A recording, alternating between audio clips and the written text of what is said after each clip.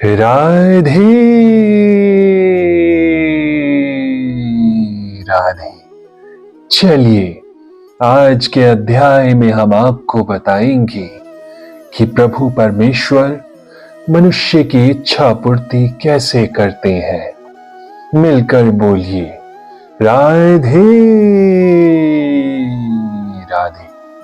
शरीर रूपी नगर का स्वामी देहधारी जीवात्मा न तो कर्म का सृजन करता है, न लोगों को कर्म करने के लिए प्रेरित करता है, न ही कर्म फल की रचना करता है।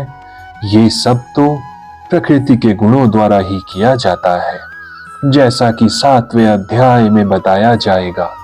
जीव परमेश्वर की शक्तियों में से एक है, किंतु वो भगवान की अपरा प्रकृति है जो पदार्थ से भिन्न है। संयोगवश परा प्रकृति या जीव अनादिकाल से प्रकृति के संपर्क में रहा है। जिस नाशवान शरीर या भौतिक आवास को वो प्राप्त करता है, वो अनेक कर्मों और उनके फलों का कारण है। ऐसे बद्ध वातावरण में रहते हुए मनुष्य अपने आप को उनके फलों का कारण मानता है। शरीर मानकर शरीर के कर्म फलों का भोग करता है। अनंत काल से उपार्जित यह ज्ञान ही शारीरिक सुख दुख का कारण है। ज्यों ही जीव शरीर के कार्यों से पृथक हो जाता है, त्यों ही वो कर्म बंधन से मुक्त हो जाता है। जब तक वो शरीर रूपी नगर में निवास करता है, तब तक वो इसका स्वामी प्रतीत होता है, किंतु वास्तव में वह न तो इसका स्वामी है, न इसके कर्मों तथा फलों का नियंता है। वो तो इस भवसागर के बीच जीवन संघर्ष में रत प्राणी है। सागर की लहरें उसे उछालती रहती हैं, किंतु उन पर उसका वश नहीं चलता। उसके उद्धार का एकमात्र साधन है कि दिव्य कृष्ण भावनामृत द्वारा समुद्र के बाहर आए। इसी के द्वारा समस्त अशांति से उसकी रक्षा की जा सकती है। परमेश्वर न तो किसी के पापों को ग्रहण करते हैं, न ही पुण्यों को, किंतु सारे देहधारी जीव उस अज्ञान के कारण मोहग्रस्त रहते हैं, जो उनके वास्तविक ज्ञान को आच्छादित किए रहता है। विभु का अर्थ है परमेश्वर, जो असीम ज्ञान, धन, बल, यश, सौंदर्य तथा त्याग से युक्त है। वो सदैव आत्मतृप्त और पाप पुण्य से अविचलित रहता है। वो किसी भी जीव के लिए विशिष्ट परिस्थिति नहीं उत्पन्न करता, अपितु जीव अज्ञान से मोहित होकर जीवन की ऐसी परिस्थिति की कामना करता है जिसके कारण कर्म तथा फल की श्रृंखला आरंभ होती है। जीव परा प्रकृति के कारण ज्ञान से पूर्ण है, तो भी वो अपनी सीमित शक्ति के कारण अज्ञान के वशीभूत हो जाता है। भगवान सर्वशक्तिमान है, किंतु जीव नहीं। भगवान विभु अर्थात सर्वज्ञ है, किंतु जीव अणु है। जीवात्मा में इच्छा करने की शक्ति है, किंतु ऐसी इच्छा की पूर्ति सर्वशक्तिमान भगवान द्वारा ही की जाती है।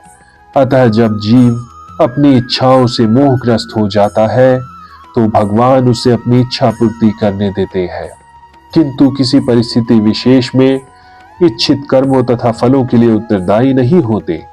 अतएव मोहग्रस्त होने से देहधारी जीव अपने को परिस्थिति जन्य शरीर मान लेता है और जीवन के क्षणिक दुख को भोगता है। भगवान परमात्मा रूप में जीव का चिर संगी रहते हैं। फलतः वे प्रत्येक जीव की इच्छाओं को उसी तरह समझते हैं जिस तरह फूल के निकट रहने वाला फूल की सुगंध को।